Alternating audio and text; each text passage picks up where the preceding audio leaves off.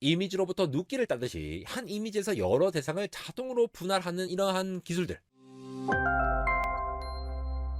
네, 안녕하십니까. 안달공학 에러입니다. 요즘 많은 빅테크 기업들이 제품 소개나 기술 로드맵 등을 소개하는 컨퍼런스를 열고 있죠. 지난 2012년 7일부터 9일까지 3일간 국내에서도 상당히 쫄깃하고 흥미로운 컨퍼런스가 있었습니다. 바로 카카오의 컨퍼런스인데요. if 카카오 dev 2022, 줄여서 if 카카오라고 불리는 바로 이 컨퍼런스. 코딩 좀 해보신 분들은 아시겠지만 만약 카카오라면 미래에 어떤 개발을 할까 정도로 해석할 수 있는 상당히 센스 있는 네이밍이 아닐까 싶습니다. 여러분들께서도 지금 if.kakao.com에 접속하시면은 야, 카카오에서 이런 것도 하고 있었네 하는 다양한 기술들을 만나보실 수가 있으실 텐데요. 카카오에서 안달공학 채널에 지원해주신 덕분에 야, 요건 좀 리뷰해드리면은 시청자분들도 재밌게 볼 수 있겠다 싶은 것들을 모아서 가져왔습니다. 카카오의 쌈박하고 쫄깃한 세 가지 기술 세션 먼저 다뤄보도록 하고요. 향후 카카오가 차별 없는 서비스를 제공하기 위해 조직적으로 변화하고 있는 모습까지도 한번 살펴보시죠. 첫 번째 기술, 이 앱 없으면 저 같은 사람은 하루도 제대로 살 수가 없습니다. 바로 카카오 맵이죠. 내비게이션은 물론이거니와 맛집부터 주유소, 단순 지도 기능을 넘어서 실시간 식당 예약부터 사용자 리뷰까지 종합적으로 일상 정보를 제공하는 서비스죠. 특히 제가 대학원생이던 2008년대 처음으로 베타 서비스로 제공한 로드뷰 서비스는 우리가 처음 가는 곳도 그 주변을 미리 돌아볼 수 있다는 점, 그래서 방구석에서 그냥 여행을 하는 것 같은 느낌을 주는 그런 서비스라는 점에서 많은 사람들의 큰 호응을 이끌어내기도 했습니다.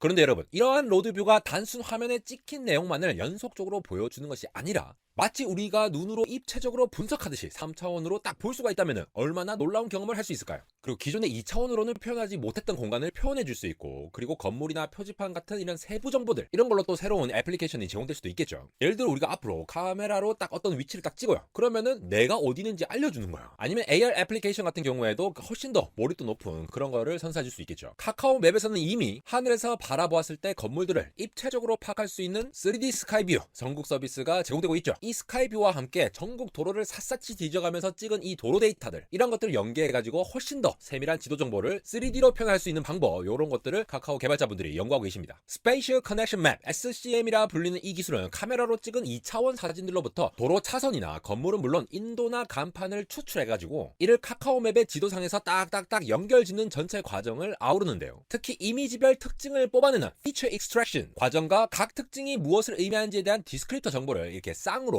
데이터화 해가지고 이런 것들을 비전 처리 알고리즘이라든가 아니면 다양한 머신러닝 알고리즘과 결합해가지고 3차원 구성의 이러한 틀을 만들게 되는 것입니다. 그리고 여기에 더 나아가 세부적인 정보까지 추출해낼 수가 있겠죠. 이걸 만들기 위해서 각 지역 각 도로마다 전부 다 촬영해서 찍은 로드뷰 사진들을 딱딱 제대로 보정하기 위해서 2차원 이미지를 3차원으로 확장하는 과정에서의 오차를 줄여나가려는 노력을 하게 됩니다. 여러분, 로드뷰 사진 같은 경우에는 카메라 특성상 일반 카메라하고 다르게 약간 이렇게 휘어져 있는 그런 부분들이 있는데요. 그거를 이렇게 쫙쫙 펴내는 과정이 되겠죠. 물론 현재로서는 3차원을 구성할 때 가장 좋은 방법은 바로 여러분들 아시는 라이다입니다. 실제로 테슬라의 일론 머스크가 라이다를 쓰지 않고 자율주행을 완성시키겠다고 했지만 일부 세밀한 특성 영역 부분은 또 고급 라이다 센서를 쓰겠다고 말하기도 했죠. 그래서 카카오는 모든 영역에서 라이다 센서를 활용하면 아무래도 비용적인 측면에서라던가 처리할 데이터도 방대해지고 이러한 문제들이 있으니까 필요한 딱 정밀한 부분에만 라이다를 쓰고 다른 모든 것들을 이 로드뷰 데이터를 중심으로 이 3차원 공간을 만들어가는 연구를 하고 있죠. 로드뷰 촬영 이미지가 핵심 데이터가 활용되는 것이니까 촬영 자체가 잘 되어야 3차원 구성에도 오차가 없을 텐데요. 단순 이미지 후처리 과정만을 적용하는 것으로는 완벽하게 보완할 수가 없으니까 샘플 수를 늘린다라든가, 그러니까 여러 번 찍는다란 말이죠. 그리고 로드뷰 상의 표지판에서의 일방통행 방향이 있다면은 그걸 항공뷰에서 도로 정보까지 결합해가지고 이런 확보된 데이터들을 싹싹 긁어 모아서 활용할 수 있는 방안을 연구 중이라고 합니다.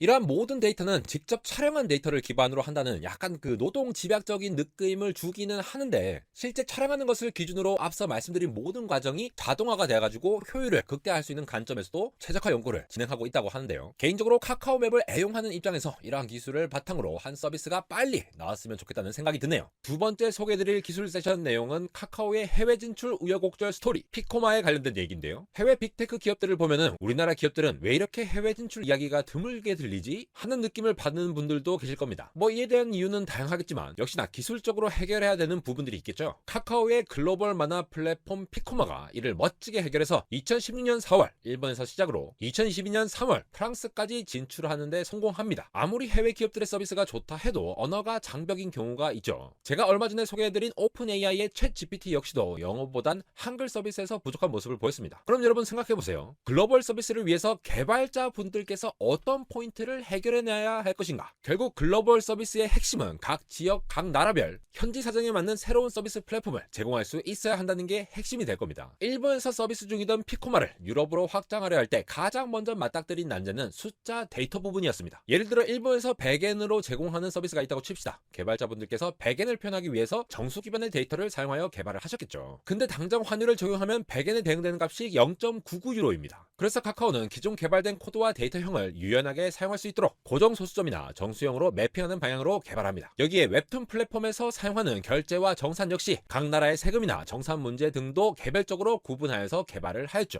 또 웹툰 보시는 분께 특정 상황에서 에러 메시지를 표현해야 될 때가 있겠죠. 웹툰의 말풍선에 담긴 글들 같은 것들, 일본에서는 일본어, 프랑스에서는 프랑스어로 잘 표현해 줘야 합니다. 이걸 개별적으로 다 데이터화 한다면 새로운 나라의 서비스를 진출할 때마다 일일이 다 개발해 주어야 하는 수고를 피할 수 없을 텐데요. 카카오는 향후 다양한 국가에서 피코마 플랫폼을 지원할 것을 고려해 특정 메시지에 대응되는 코드값만 전달하도록 데이터베이스화 해놓고 먼저 일원화하여 처리를 하고 일부 말풍선과 같이 코드화가 불가능한 부분만 따로 처리하게끔 해서 요청받은 서비스가 어떤 언어를 필요로 하는지에 따라 다이나믹하게 반응할 수 있는 플랫폼으로 구축했다고 합니다. 가장 애를 먹인 것은 시간에 대한 것이었다고 하는데요. 처음엔 그냥 국가별로 시차만 적용하면 끝날 것이라 생각했는데 실제로 프랑스는 영토가 여러 개로 나뉘어져 있고 특히 일광 절약 시간까지 적용되어 있고 어떤 지역은 30분 단위로 나뉘어져 있고 이런 경우의 수들을 전부 다 통합적으로 관리할 방법이 필요했다고 합니다. 그래서 여러분 PC나 스마트폰 같은 클라이언트가 속해 있는 지역을 토대로 기준 시간에서 시차를 적용하는 방식을 고려했다고 하는데요. 이러한 피코마가 향후 글로벌 확장이 수월해질 것이라 보는 점은 이미 기술적으로 단단히 준비했다는 겁니다. 바로 아마존 웹 서비스 AWS에서 제공하는 관리형 서비스를 활용한다는 건데요. 앞서 국가와 현지 사정에 따라 법적 기준이 다른 점을 이미 AWS에서 이미 다 검토를 했을 거잖아요. 그럼 카카오가 이걸 다 일일이 대응을 한다기보다는 AWS를 그냥 이렇게 딱 가져와가지고 훨씬 더 효율적으로 접근할 수가 있겠죠. 그리고 이러한 동일한 형식의 서브 인프라를 계속 활용을 한다라고 하면은 똑같은 이 인프라 모듈을 복사해가지고 다른 국가에 제공할 때 그대로 적용할 수 있는 장점이 있고요. 모듈 단위로 관리가 가능해지니까 서비스 이용자 규모에 따라서도 그 크기를 스케일러블하게 이렇게 조정할 수가 있는 상당히 좋은 장점이 있습니다. 그러니까 점차 다른 국가로 확대될 수 있는 여지가 있다는 것이죠. 유연하게 인프라를 구축하고 각 진출 국가별로 이를 확장할 수 있도록 콘텐츠를 수월하게 재생산하고 확장할 수 있는 카카오 피코마의 글로벌 진출기 2023년도에는 더 화끈하고 멋진 글로벌 진출 소식이 기다려지는 이유가 바로 여기에 있는 것 같습니다. 기술 세션의 마지막 코너는 요즘 핫한 초거대 AI 관련된 내용입니다. 이 초거대 AI를 기반으로 헬스케어의 혁신을 꿈꾸는 카카오 브레인의 현 연구개발 관련 내용인데요. 여러분 병원에 가시면은 엑스레이나 CT, MRI 영상 같은 거 찍으시잖아요. 이런 다양한 이미지 영상 데이터들이나 아니면 맥박 심전도 같은 여러 생체 데이터 같은 거 있죠. 이런 걸 통해서 진료를 받으실 텐데요. 의사 선생님들께서 이미지를 보고 질환이 있는지 뼈 골절부터 종양까지 다양한 진단을 이렇게 내리시게 되겠죠. 이러한 걸 AI가 자동으로 인지하고 처리하면은 진료 과정에서 엄청나게 시간을 단축할 수가 있겠죠. 그리고 의사쌤들이 육안으로 놓칠 수 있는 부분이라든가 기존에는 알지 못했던 질환의 표현까지도 찾아낼 수 있을 가능성이 있을 겁니다. 그래서 헬스케어 분야에서도 이렇게 병원에 있는 영상 촬영 기기의 이미지 데이터를 처리하는데 AI 기술을 접목하는 시도들은 일찍이 여러 번 시도가 되어 왔었죠. 그런데 생각해보세요. AI는 수많은 데이터들이 필요합니다. 특정 질환이 있는 경우와 없는 경우의 데이터, 그리고 그 모습이나 생체 신호 등 많은 데이터를 통해 학습을 해야지만이 AI가 정확도 높은 추론을 할 수가 있겠죠. 데이터가 조금 부족해가지고 엉뚱한 결과를 낳게 되면은 특히 의료 부분에서는 위험할 수 있는 부분이 있습니다. 결국 의사 수준의 높은 신뢰성을 가지지 못한다면은 이걸 믿고 쓸 수가 없는 거예요, 우리가. 그러니까 진단 데이터가 정말 많이 있어야겠죠. 더군다나 이러한 데이터 형태들은 각 데이터별 진단 결과들도 필요로 할 겁니다. 예를 들면 엑스레이 이미지의 특정 부분은 골절 상태다, 아니면 심전도의 신호가 특이한 부분은 심근 관련 질환의 징후이다, 뭐 이런 거 있잖아요. 그리고 똑같은 무릎 사진을 찍는다고 해도 엑스레이로 찍느냐, CT로 찍느냐, MRI로 찍느냐, 뼈나 연골 같은 이런 이미지들이 다 다르게 나오겠죠. 결국 이러한 이미지들이 각 부분이 무엇인지 의사쌤들이 서로 다른 종류의 데이터들이 어떻게 연결되어 있는지를 연결해 주어야 하고 하나하나 확인해서 태깅을 거는 작업이 필요하다는 겁니다. 그러니까 의료 지식의 전문성을 가진 사람들이 이 이미지를 보고 이 부분을 각각 해가지고 매핑하는 작업, 그러니까 값비싼 노동력이 필요하다라는 거죠. 근데 의사쌤들이 뭐 진료 보기도 바쁜데 개별 영상 의료기기, 생체 징후 기기들의 이런 데이터 하나하나를 고강도 노동으로 계속 데이터를 쌓아가기가 힘들 겁니다. 그리고 의료기기들마다 같은 대상도 다른 형태로 이미지를 추출하게 되면 결국 이러한 과정이 반드시 필요로 할 겁니다. 그래서 카카오 브레인에서는 이 문제를 해결하기 위해서 의사 진료 프로세스 중에서 자연적으로 이런 데이터들이 생성할 수 있게끔 이런 시스템을 만드는 걸 목표로 해가지고 영상이나 생체 데이터들이 자동으로 전처리를 수행하고 추후 판도까지 자동화할 수 있도록 AI 기반 기술로 만들고 있는 것이죠. 이를 위해서 이미지만 학습하는 것이 아니라 이미지와 텍스트 모두를 쌍으로 학습한 멀티모달 방식, 이런 AI를 통해서 진료 결과 판독문을 출하하는 것부터 이미지로부터 눕기를 따듯이 한 이미지에서 여러 대상을 자동으로 분할하는 이러한 기술들, 이런 것도 개발 중입니다. 근데 이러한 소프트웨어적인 요소 기술들은 결국은 의사들이 진료 프로세스를 그대로 따라가면서 효율이 점차 극대화될 것으로 보이는데요.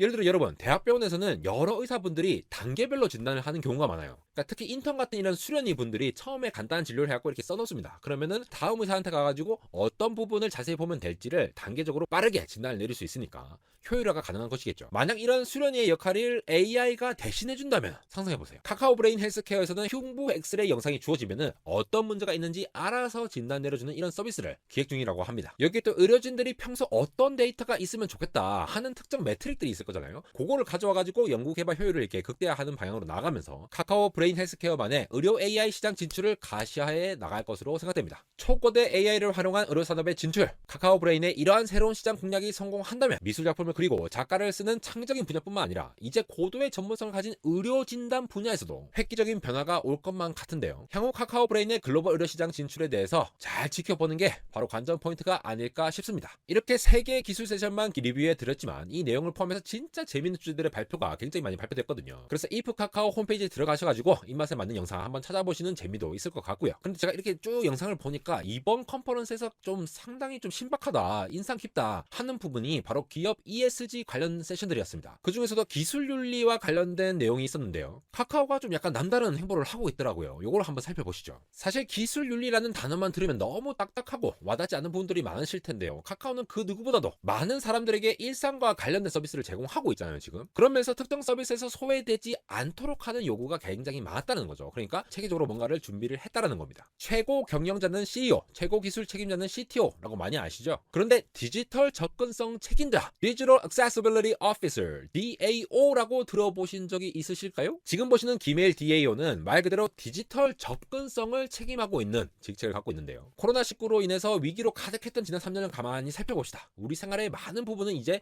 디지털로 많이 변화가 됐습니다. 대표적으로 카카오톡을 통해서 QR코드로 백신 접종 여부를 증명한 사례가 있죠. 카카오의 접근성이라는 개념은 여기에서부터 시작됩니다. 신체적으로 장애를 가지신 분들은 물론 꼭 장애를 가지지 않으셨다 하더라도 디지털 서비스를 사용하는 것 자체가 어려우신 분들도 있잖아요. 이런 분들도 차별 없이 서비스를 이용할 수 있어야 한다는 목소리가 나오게 된 거죠. 그래서 카카오가 DAO라는 직책을 만들고 카카오에서 제공하는 다양한 서비스들의 접근성을 보장하는 기술 개발에 노력을 기울이게 됩니다. 현재 제공하는 서비스의 미흡한 부분을 보완하고 향후 접근성에 대한 정책 프로세스 이런 것들을 다 고려해서 카카오라는 기업이 체계적으로 반영해 나가겠다는 의지로 보이는데요. 이러한 변화는 지금 애플리케이션에서도 바로 보입니다. 예를 들면 카카오톡 지갑에서 사용하는 인증서 있죠. 장애가 있는 분들도 쉽게 접근할 수 있도록 개선해가지고 특히 공기관에서 우리 증명서 같은 거 뽑잖아요. 뭐 등본 같은 거. 이런 것들 발급이 어려우신 분들은 카카오톡을 통해서 발급을 받으실 수 있도록 이렇게 서비스를 하고 있고요. 일반적인 명도 대비 3대1보다 훨씬 선명한 명도 7대1 고대비 테마를 적용함으로써 저시력 장애인들을 위해서 개선할 수 있는 이런 것들도 보이기도 하였습니다. 그리고 교통약자들을 위해서 지하철 0마다 열차 승강장 간격과 높이차 정보를 제공해서 좁은 연단을 이용해서 휠체어나 유모차 등의 바퀴가 끼는 안전사고를 방지하는 등 모두가 편리하게 이용하는 앱 서비스가 되도록 이렇게 노력을 하고 있죠. 특히 눈길을 끄는 것은 카카오 내 여러 조직들의 말 그대로 조직적인 변화가 있었다는 겁니다. 이게 좀 주목이 되는 부분인데요. 그러니까 누구나 편리하게 사용할 수 있는 기술을 만들어야겠다. 사각지대를 없애겠다. 이걸 그냥 이게 대충 모호하게 챙기는 게 아니라 그냥 기업 자체가 이걸 신경을 쓴다는 겁니다. 그 어느 때보다도 기업의 사회적 책임이라고 해가지고 요즘 ESG 많이 유행을 하잖아요. 근데 이 카카오가 이렇게 좀 선두적인 이런 행보를 보이니까 아무래도 모범적인 모습이 아닐까 싶습니다. 결국 이 모든 기술들은 우리 생활에 바로 영향을 미칠 수 있는 부분이죠. 이걸 놓으면 그냥 놓게 되는 거예요. 그러니까 누구나 소외 없이 누릴 수 있는 서비스 이런 거에 대해서 좀 집중을 해볼 필요가 있을 것 같습니다. 이렇게 기술적인 내용부터 글로벌 진출 그리고 기술을 만들 때 윤리적인 부분까지 생각하면서 만들어야 한다는 시대적 흐름까지 다양한 분야에 대해서 쏙쏙들이 살펴보았는데요. 기술적인 내용도 알아가고 우리 사회의 전반적인 내용에 대해서 파악하게 돼서 아주 쫄깃한 마음으로 기분 좋게 컨퍼런스를 리뷰한 안달공학 에러였습니다.